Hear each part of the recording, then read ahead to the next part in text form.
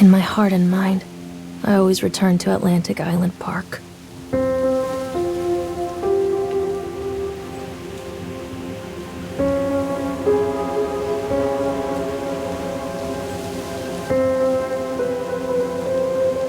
Where's Mr. Bear?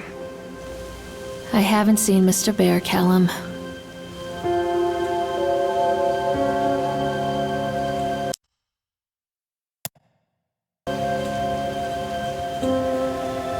Stay in the car. I'll go and ask information.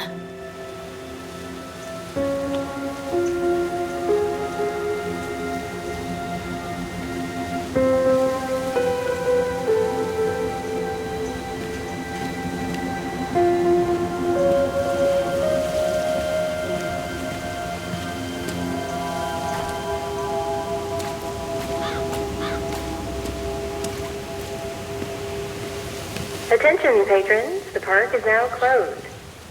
Please make your way to the car park at your earliest convenience. Employees prepare the park for shutdown.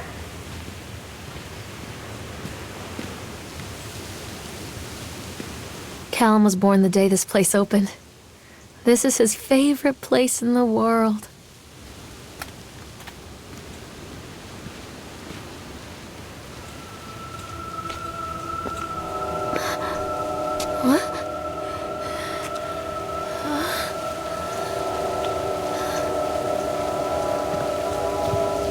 Hey, Lorrain.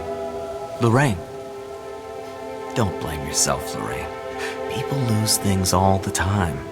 Take a deep breath and think about the last place you saw your son's teddy bear. Hey, stop!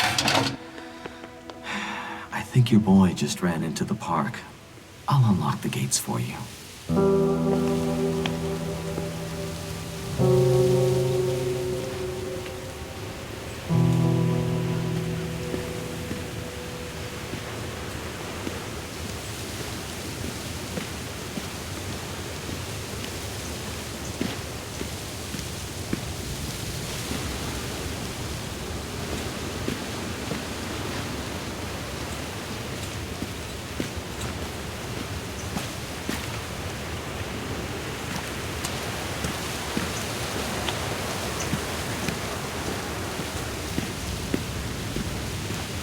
Wait up there for Mommy, Callum. This way, Mommy.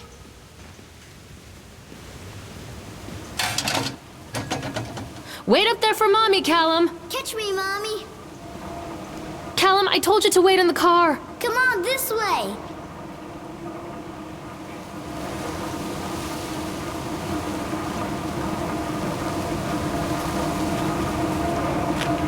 There's something special about the entrance to an amusement park. A line drawn between the real world and the world of whimsy within. On this side, the apathy of our everyday lives. And on the other, anything we might dare to dream. It's no wonder Callum ran back inside. I wouldn't want to leave either. Attention employees. The park is now closed. Have a safe journey home.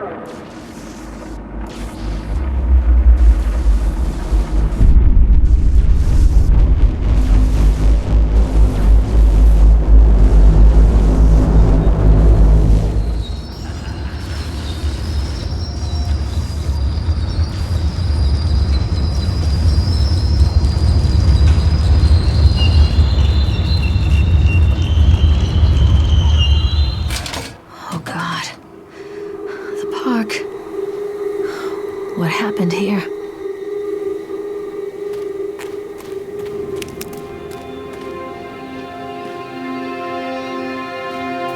You can't catch me. Come back.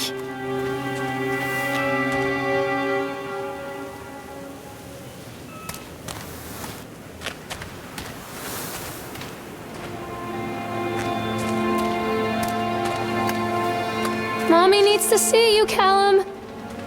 Come on, Mommy. Mommy needs to see you, Callum. This way. Wait, Callum. Over here. Too dark. I'm not going in there without a flashlight.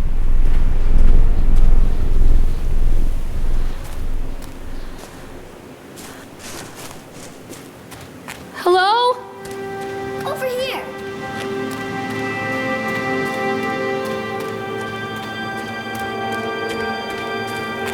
Callum? Over here. Come back. This way, I think this Mommy. belongs to Callum.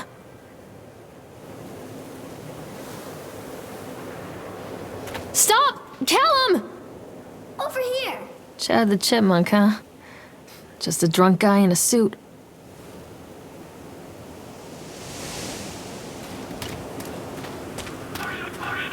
What is this about?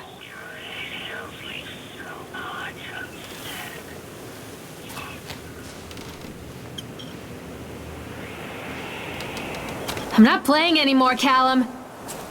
Over here.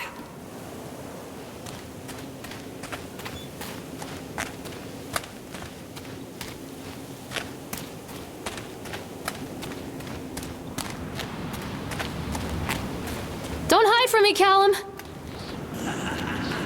Come on, Mommy. Callum, stay where you are.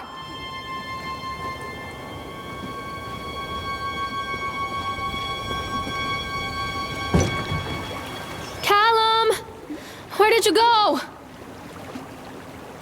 Come on, Mommy. Callum, where'd you go?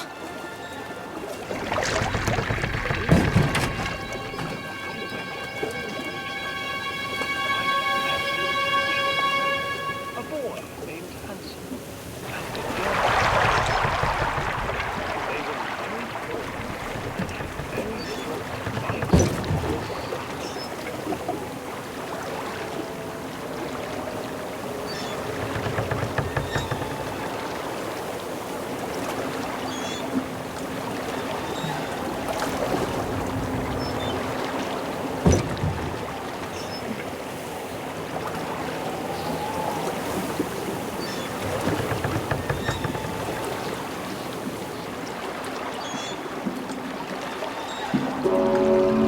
Near a great forest, there lived a poor woodcutter, his wife and his 2 children. A boy named Hansel and a girl named Gretel. They were very poor and had very little to bite or sup.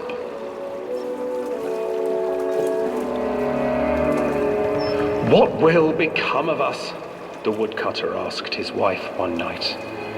I tell you what, husband, we will take the children into the thickest part of the forest tomorrow and abandon them there. No, my wife, I cannot do that, said the man. Then we will all 4 starve, you fool. Hansel and Gretel overheard their parents talking, and Gretel began to weep. Do not fret, Gretel, Hansel said. He crept out of the hut and gathered white stones from the ground to fill his pockets.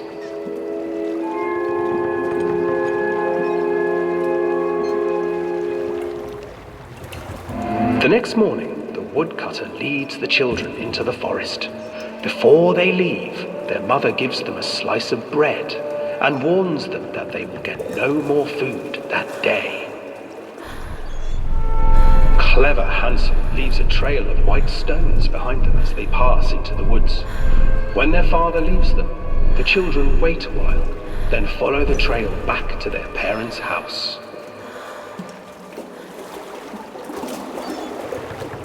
After receiving a thorough scolding from their parents for getting lost in the woods, the children are sent to bed without any supper. Hansel tried to sneak out and collect more white stones, but found that the door was locked. Tomorrow I will take them into the woods myself, the wife told the woodcutter. In the morning, their mother gave them a slice of bread and led them deep into the forest once again.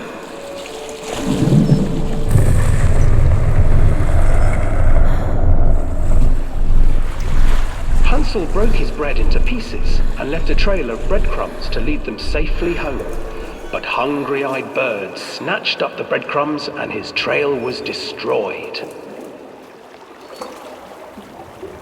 Abandoned by their parents and unable to find the trail home, the children wandered in the forest for 3 days.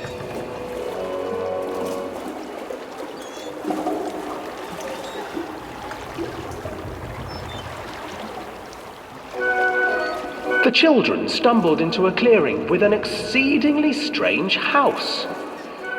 Its walls were made of gingerbread, and its windows were panes of clear sugar.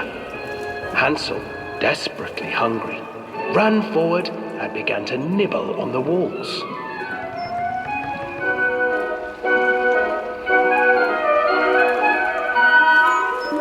Nibble, nibble, little mouse. Who's nibbling at my house? An old woman emerged from the house, sniffing the air and peering around with cloudy eyes. Oh, you dear children, who brought you here? Just come in and stay with me. No harm will come to you. But Hansel and Gretel stayed back, for the old woman reminded them of their cruel mother. Come, children, don't be afraid. I have something for you. The old woman offered them 2 enormous lollipops. The children took them and began to eat. You see, nothing to fear here. Come inside, the old woman urged, and the children, still licking their sweets, followed.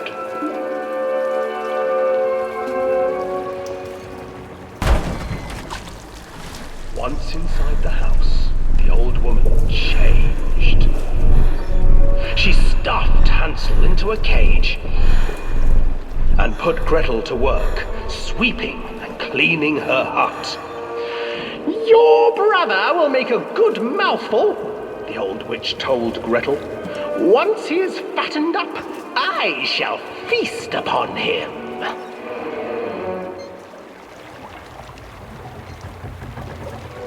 Time passed, and poor Hansel refused to eat, fearing the day that the witch would eat him. The witch, for her part, grew impatient. Today I will cook and eat your brother, Gretel. Climb inside and light the oven. But Gretel pretended not to understand. I do not know how. Where is the opening? Fool, the old witch said. The opening is here. And she moved to show Gretel. Seizing her courage, brave Gretel gave the witch a shove, and the old crone tumbled forward into the oven. Gretel slid a large iron bolt over the door to the oven. Gretel freed her brother Hansel, and together they lit a fire beneath the oven. And though she screamed and begged, the children sat by the oven until her screams had stilled, and the witch was cooked. And then, because even children can't survive on sweets, they divided up the body of the old witch and ate her.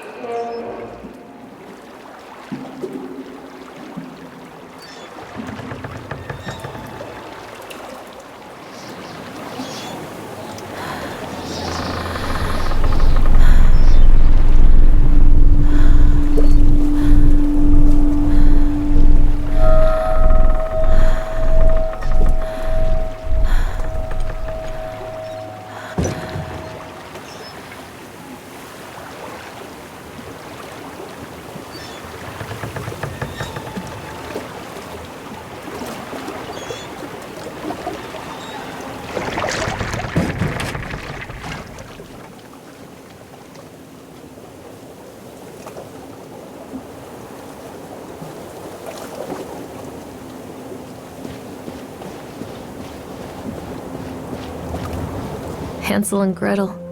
I used to read it to Callum when the electricity was shut off. Those poor children. The whole world against them. The forest, the birds, the old witch, even their own parents. I used to imagine that Callum and I were the kids in that story. Not mother and son, but brother and sister, hand in hand against the unkind world. We were always hungry, looking for our own house made of candy. Looking for the sweetness that could take the pain away. Hunger leads people to desperate, terrible places where the tree branches reach like claws.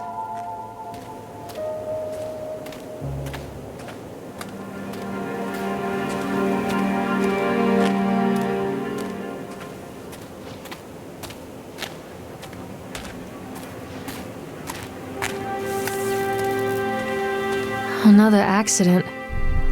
This place.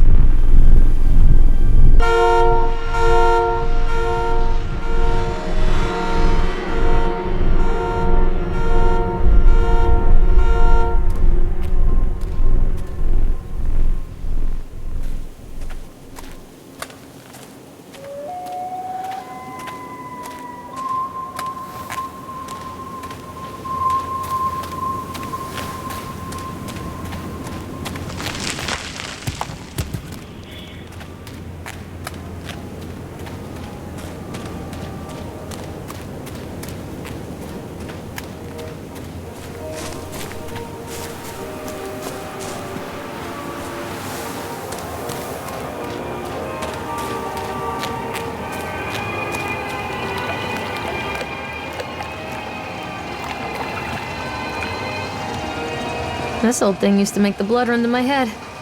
Make me dizzy. The guy just snapped.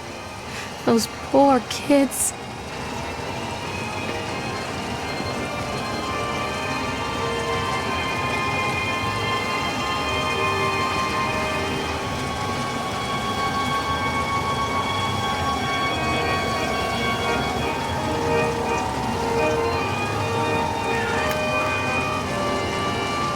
I can't get on while it's moving.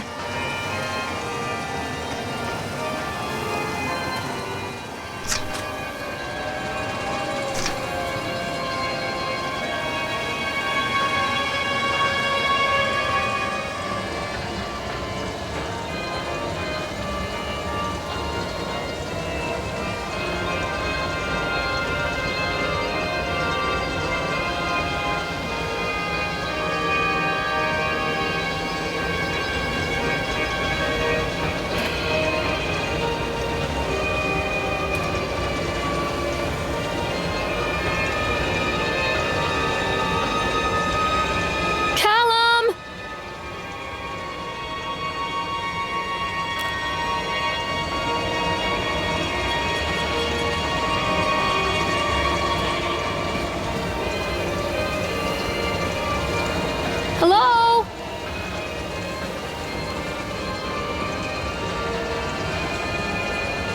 Stop, Callum!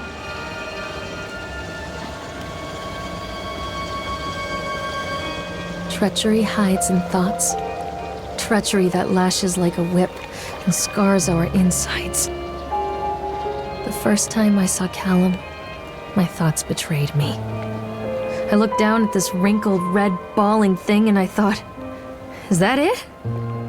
We build our world from expectations, and the world that I had built for Callum was no different.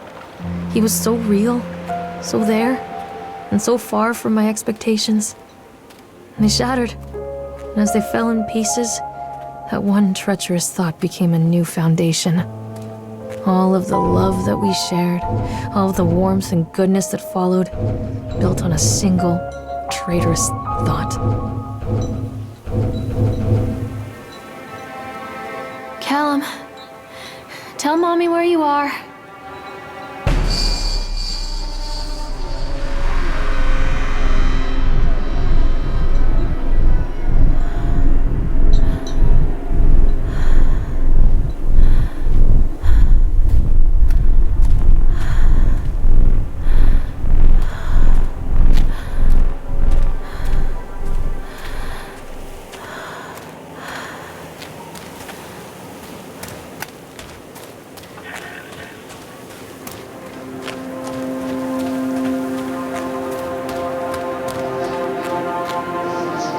Constant crashes and 80s music. Guess it floats someone's boat.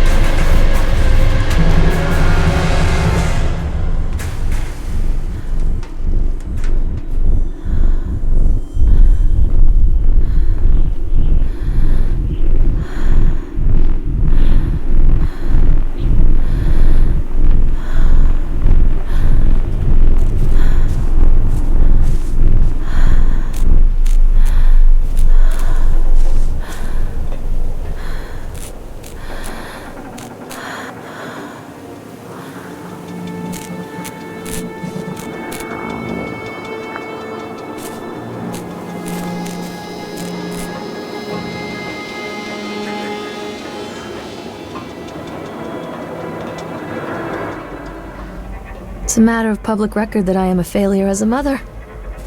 Once, when Callum was very small, I left him asleep in the car while I ran an errand. Don't even remember what it was. When I came back, the sheriff was standing next to the car, watching my boy through the window. I didn't like what I saw in his eyes. Judgment. He wrote me the ticket without saying a word, just the scratch of his pen on the notepad. When he gave it to me, our eyes met. I know what you're going through. My daughter, Helen, she just gets some help. Help was a bolt of lightning. Help was 1,000 volts surging through my veins. Help is agony. I'd rather die. I wanted to scream. I'd rather you pulled your gun and shot me. But instead my mouth said, "Yes, Sheriff." Stay where you are!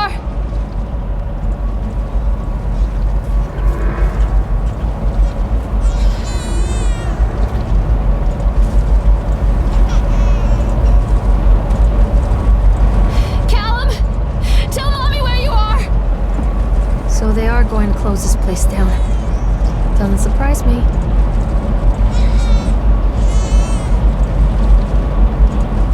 I can't get on while it's moving.